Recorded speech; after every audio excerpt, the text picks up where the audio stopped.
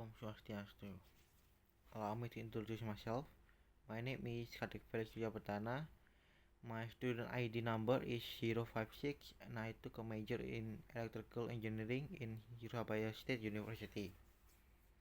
And now what I'm about to show you and present here is the importance of OHS, which is occupational health and safety, and how it benefit with all the workers. So I'm going to explain every part of this lesson, and I hope it will educate you on how and why OHS is really important in the workplace industry. Okay, so let's begin. And before that, we have the overview, which is the all the lessons. The first one is definition and purpose of OHS, and the second one is OHS development history, which goes back to long time ago, and I hope I can explain it very clearly and correct. We can I can explain that later what it means. And the fourth one is law of OHS, and it means that what it written in the Constitution of 1945 Republic of Indonesia. And the next one is economic workplace. Uh, the next one is 5S, and there is a job safety analysis. And the last one is the hierarchy control of OHS. Okay. So I hope what I was trying to say is very good and very clear for you. Okay, let's begin. Definition of OHS. Occupational health and safety (OHS) is a multidisciplinary field concerned with the safety, health, and welfare of people at work. OHS is related to the field of occupational medicine and occupational hygiene and aligned with workplace health promotion initiative. OHS also protect all the general public who may be affected by the occupational environment. Excuse me. The purpose of OHS. The aim of OHS Act is to provide for the safety and health of the person at work and in connection with the use of plant and machinery. It further provides for the protection of people other than people at work from hazards arising out of or in connection with activities from people at work. Okay, so this is the implementation of OHS. So I'm going to explain it. I hope it's very clear. Okay, the first one is the organizing, which is responsibility and accountability, competence and training, OHS documentation, and also communication. Okay. Then there is a planning and implementation. There is initial review, system planning, development and implementation, OHS objective, and hazard prevention. And there is a evaluation, performance monitoring and evaluation, investigation, audit management review. And benefits, there is a improve worker welfare, cost and time saving, and improve work efficiency. And also there's a action improvement, preventive and corrective action, continuous improvement. And the last one is policy. There is a OHS policy, worker and participation. So all this is in the circle is how the industry implement OHS in their workplace. Okay, so we start with OHS development history. So this going back to a long time ago. It stated on one of the law made by King Hammurabi of Babylon Empire in 17th century BC. It says that if a builder constructs a house for someone and does not complete the work properly, resulting in the house collapsing and causing the death of the owner, then the builder shall be put to death. It's kind of harsh actually. Okay, next one. And in England, it must be proven that the accident was not caused by the victim's fault. If it is proven that the accident occurred due to the victim negligence, then compensation is not granted. However, since victims are often in a vulnerable position, this requirement frequently disadvantages them. As a result, the regulation will eventually change to provide compensation regardless of whether the victim was at fault or not. Okay. And in the United States, there is a law which is in 1931, the United States enacted Work Compensation Law, which is say regardless of whether the accident occurred due to the victim's fault or not, the individual is entitled to compensation if the accident happened while at work. Okay.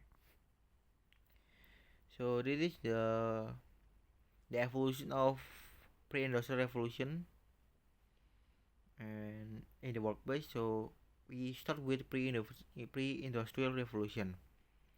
Workers face danger like falls, animal attacks, and exposure to the elements, but safety is a primary concern. The second one is industrial revolution. Rise of factories introduces new hazards, but factory owners prioritize profit over working safety. Okay, this the first two is kind of harsh because we haven't really take the human dignity in the capitalism business. And the third one is social reformers and labor union, which is late 19th century. Social reformers and labor union advocate for worker safety regulation, mainly focus on child labor.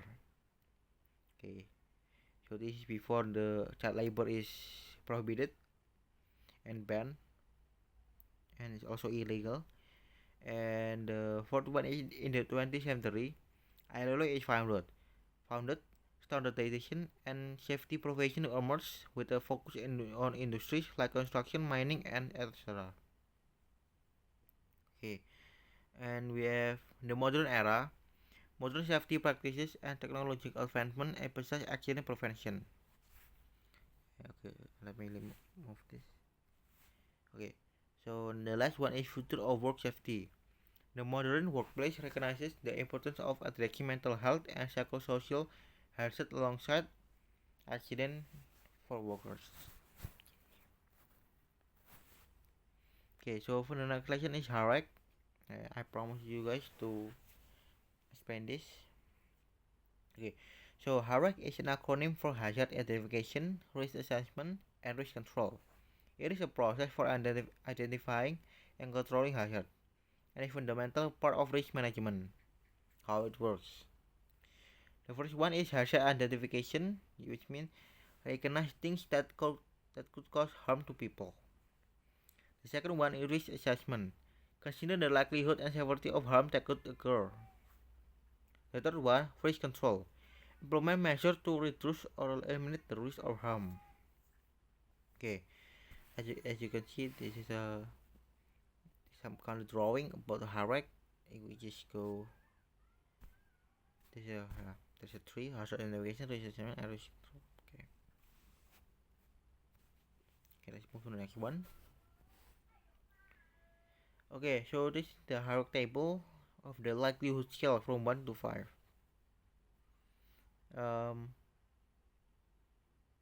The first one is inconceivable, which is example is practically impossible and has never occurred. Rating is 1. And remote example has not been known to occur after many years. Rating 2. Conceivable example might be occur at some time in future. Rating 3. Okay. Table. The likelihood scale is possible. An example has a good chance of occurring and is not unusual. Rating 4. And the last one is most likely. The most likely result of the hazard or event being realized. And that's rating 5. Okay, so the next one is the severity scale from 1 to 5. Okay, the first one is negligible. Example, minor abrasions, bruises, cuts, and first aid type injury. Rating 1. And the second one is minor. Example, disabling but not permanent injury, rating 2. And serious, the third one, non-fatal injury, permanent disability, rating 3. Fatal, and the fourth one, approximately one single fatality, major property damage if hazard is realized, rating 4. Okay, catastrophic. The last one is example, numerous fatalities, irrecoverable property damage, and productivity, rating 5. Okay, so this is a kind of injuries that the worker could occur in the workplace. So there's a the first one, there is an explosion.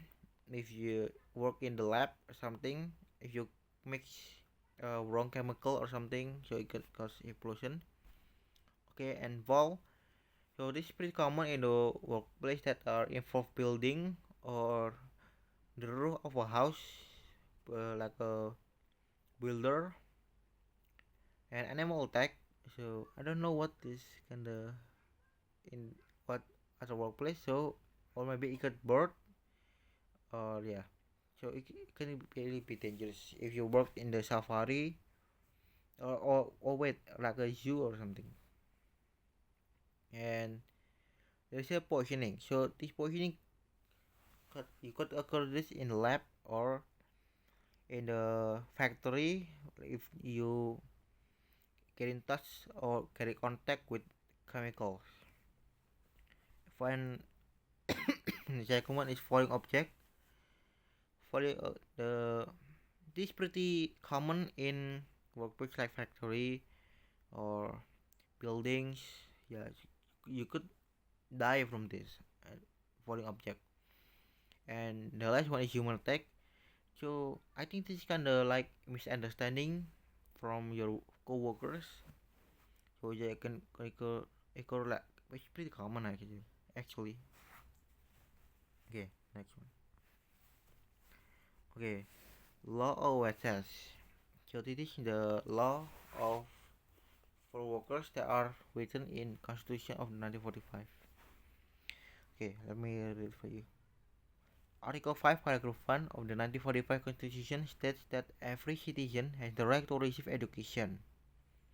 Article 20, Paragraph 2 of the 1945 Constitution states that every draft law is discussed by the DPR and the President to obtain joint approval.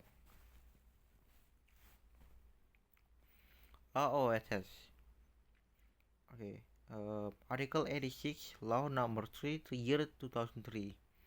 Employers are required to provide supporting facilities for occupational health and safety for the workers. Workers have the right to receive OSS protection, moral and morality, and treatment in accordance with human dignity and honor. Article 87, Law Number 3, year 2003. Companies are required to implement an integrated OSS management system with the company management system provisions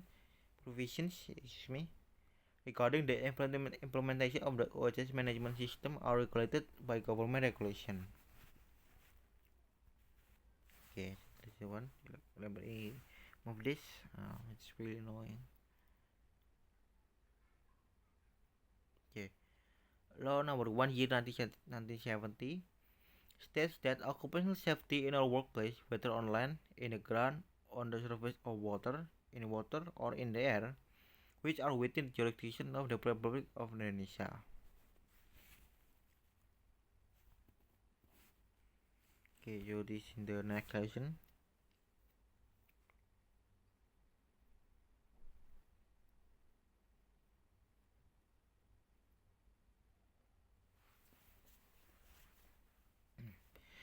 Okay, ergonomics. So the definition of ergonomics. Ergonomics in the workplace is the practice of designing or modifying the workplace to fit the workers. The goal is to reduce the risk of injury and discomfort, and to improve health and well-being of others. Ergonomics is based on the idea that the fit between people, and their work is important.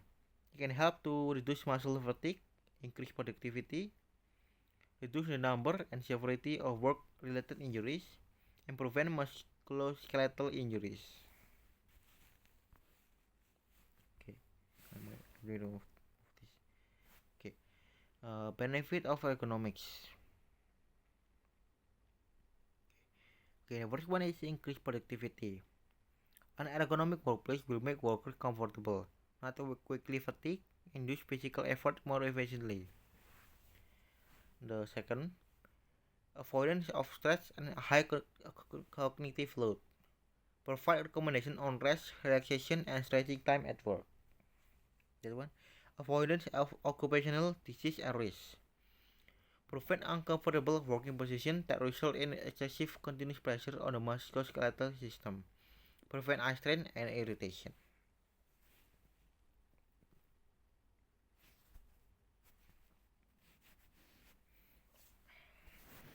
Okay, excuse me. Okay, I can move this. It's a little bit of error. Okay. Repetitive work in the workplace. So this is the some all kind of move that you will do at the workplace, whether you like sit on the office or you are a builder. So the first one is rotating the wrist like this and twisting the arm. So it's kind of like this, or holding the elbows like you on the table and like this. And the fourth one is lifting or throwing above shoulder height. Okay, this I think that's belong in the builder work to do. And the fifth, lifting from below knee level. Next one, working with a bent neck, lifting heavy object, operating tools with one finger, working in a very cold and hot room or hot rooms, using vibrating tools, using tools with hard and sharp edges. Okay, so this map is the ergonomics. So I'm going to explain this very slowly, so you can understand it. Ergonomics focus. There's a work methods, tools, impact, and position and movement. Risk. There is a problem, injuries, and carpal syndrome. And job evaluation. The job overview, observation and measurement, symptoms in workers, control. Um, there is a technique, work method, and administrative. Case study. There is a mouse, keyboard, or economic issues. So this case study most likely you will occur if you work in the office, sitting all day, working on your assignment. Okay, so this is type of injury that you will occur in the workplace. The first one is there's a lower back pain. Most common workplace injury comes from poor posture, poor physical condition, and incorrect lifting technique. And the second one is carpal tunnel, caused by repetitive movement or strain in the wrist from common workplace activities like typing or use of handheld vibratory tool. Excuse me. And the third one, there is a tennis elbow, caused by putting strain on elbow joint, like when using plumbing tools, painting, using handheld power tools, cutting food, especially meat, and computer mouse use. Yeah, let me move this. Okay, the fourth one, shoulder injuries, caused by regularly performing outward or overhead tasks like painting walls, repairing vehicles, raised on a lift, filling, or lifting object overhead. And there's a neck injury caused by prolonged non-neutral head positioning, like from looking down at a computer screen or workstation. Knee injuries. The last one, often result from repetitive stress injury in who get up and down frequently performing tasks like installing floor, plumbing cleaning, or working in warehouses. Okay, sorry, there's a error here. I can move the slide.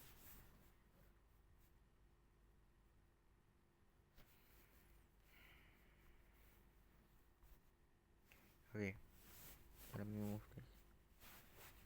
Okay, so this is the symptoms of carpal tunnel syndrome, which is happened at your palm here. I think this is the position of this. Yeah, somewhere between that.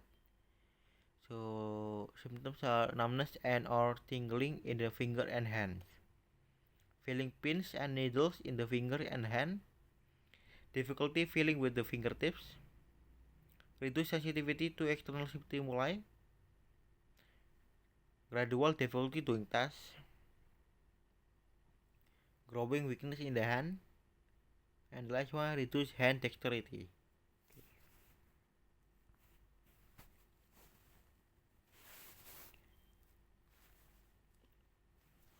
Okay, carpal tunnel syndrome. CTS can be managed by avoiding activities that heavily use hand or finger. Patients may also use wrist support. If symptoms do not improve or worsen, consult a doctor for further treatment. Preventing carpal tunnel syndrome involves reducing the risk of hand and wrist injuries. Some things to do include: first, avoid bending the wrist. 2. Do wrist stretches, and the third, do not grip too tightly.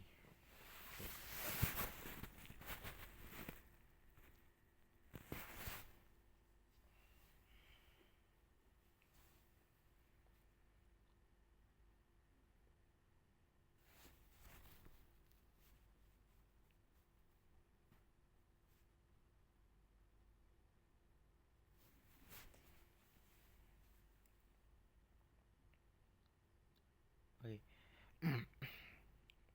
5S. 5S is a methodology for improving the work environment that involves 5 steps. First one is sort, which means separate what you need from what you don't, and get rid of what you don't need. Okay, set in order. Organize what you need. Sign. Clean the workplace and equipment. And standardize. Establish standards and maintain the results.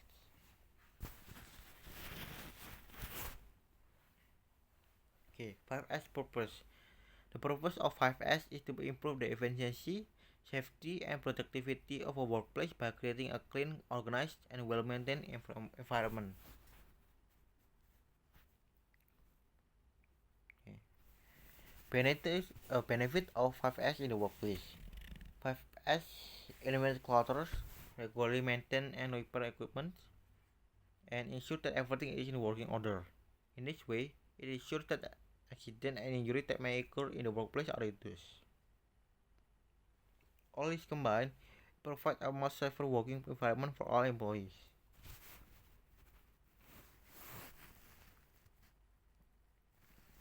So there is a 5S in the office. So this is the explanation of all those 5. So I'm going to explain this. Short, go through all the desks, shelf, cabinet, file, equipment, storage area, etc. in the office and discard unnecessary item. Set, this must be a place for everything, and everything should be in its place after use.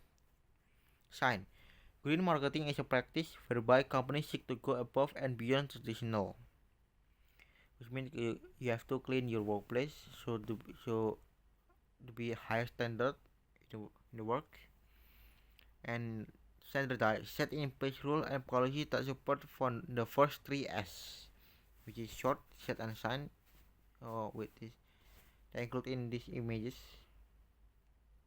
and sustain. Last one, hold all together cleaning session, conduct monthly 5S inspection and audit. Okay. Job safety analysis, JSA. Job safety analysis, JSA, is a technique for identifying and controlling hazard in a job or task.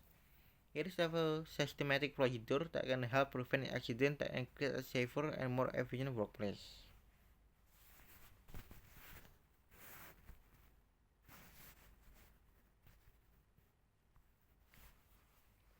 Okay, there's JSI benefit. JSI can help identify the right personal protective equipment or PPE for the job. It can help workers and supervisors find hazards before they become accidents. And the last one, it can help people think differently about their jobs and the potential hazard they may have missed. Okay, so this is a job safety analysis, 12 simple steps. How to implement it. Okay. Yeah. The first one is select the job or task. The second, assemble the JSI team. The third, break down the job into sequence of steps. 4. Identify potential hazard. 5. Evaluate the severity and likelihood of hazard. 6. Determine preventive measures. 7. Assign responsibility. 8. Develop training programs. 9. Document everything. 10. Review and update. 11. Communicate. And last one, 12. Monitor and review. Okay, so far I hope you guys can understand what I'm saying and I can understand of this lesson. Okay, let's move on.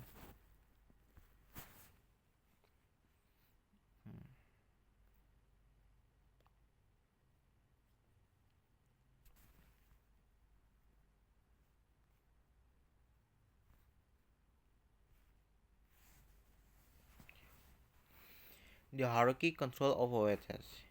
The hierarchy of control is a method for identifying and ranking ways to protect workers from hazard in the workplace. It's a step-by-step approach that ranks control from most to least effective and help employers meet their duties under the Company Health and Safety Act. Hierarchy of hazard control is a system used in industry to prioritize possible intervention to minimize or eliminate exposure to hazard. It is a widely accepted system promoted by numerous safety organizations. This concept is taught to managers in the industry to be promoted as standard practice in the workplace. It has also been used to improve public policy in fields such as road safety. Various illustrations are used to depict the system, most commonly a triangle.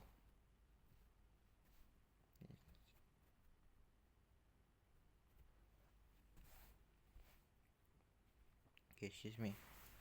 It's an aggravation. Okay. This triangle hierarchy of control. Elimination, physically remove hazard. Substitution, replace the hazard. Isolation, isolate people from the hazard.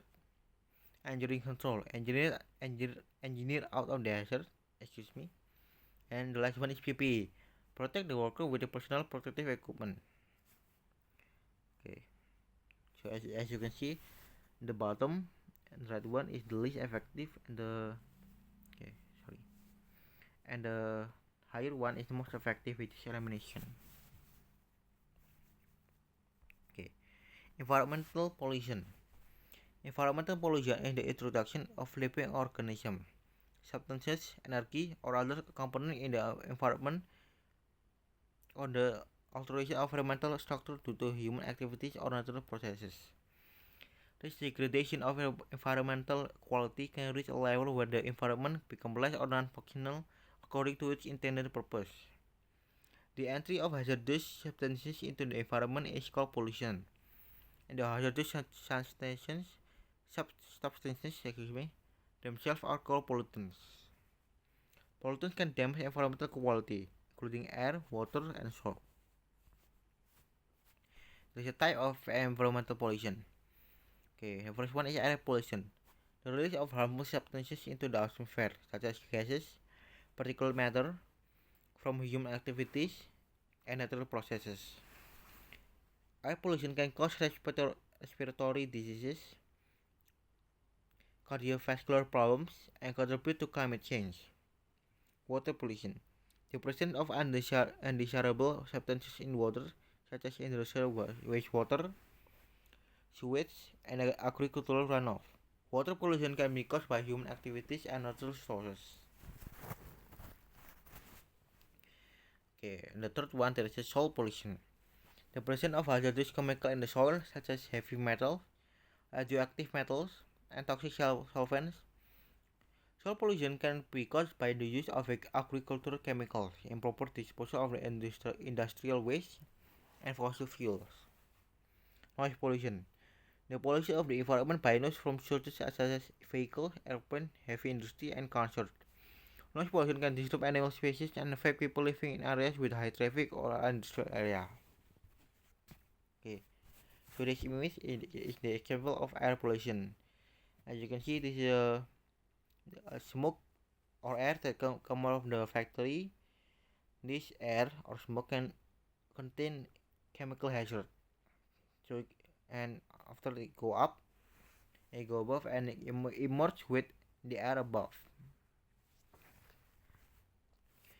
And this one is water pollution.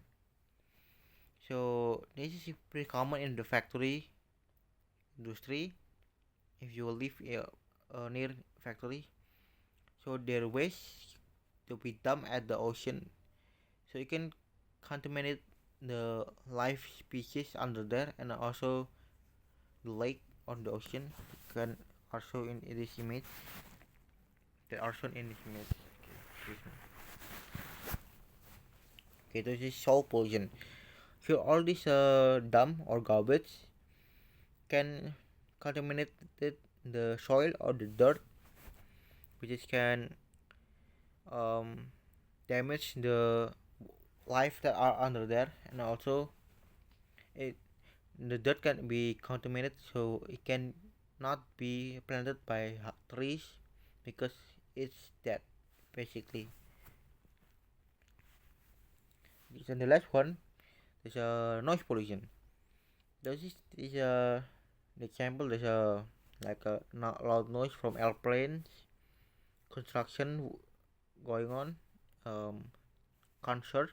As you can see, this is a sound system, and also a train noise, lots of vehicle noise like cars keep honking their horn all the time. Okay, so we read at the end of our lesson. Summary: occupational health and safety (OHS) is critical in the workplace as it ensures the well-being of employees, reducing the risk of accident, and enhances productivity by creating a safe environment. Businesses can prevent injuries, reduce work downtime, and comply with legal and regulatory requirements, ultimately leading to a more sustainable and efficient operation. Excuse me. Okay, how to implement? The first one is promote awareness. Regularly train employees on safety protocol and the importance of adhering to them. Conduct inspection. Perform routine checks of equipment, tools, and the workplace to identify and mitigate hazards. The third one, encourage communication. Create an open environment where workers can report risks or suggest improvement. 4. Provide proper equipment. Ensure employees have access to and use appropriate personal protective equipment or PPE. Follow procedure. Establish clear safety guidelines and enforce them consistently. And the last one, evaluate and update. Regularly review OHS policy and adapt to new challenges or regulations. Okay, so that's the last one. Okay, from this lesson, I hope you guys can educate on how OHS is important, and that's it for me. I apologize if I said a word that are mistaken for profanity or something. I'm Kadek Felix Surabaya. I took a major in electrical engineering in Surabaya State University. My student number ID is 056. Om Shanti Shanti Shanti Om.